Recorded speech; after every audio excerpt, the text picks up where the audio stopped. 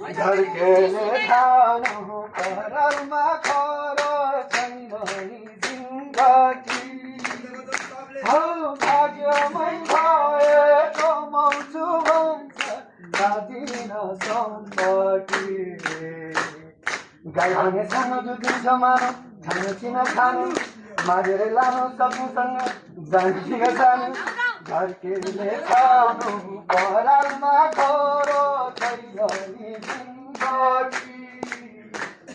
झर्केले खानु परालमा खर छैन नि जिन्दगी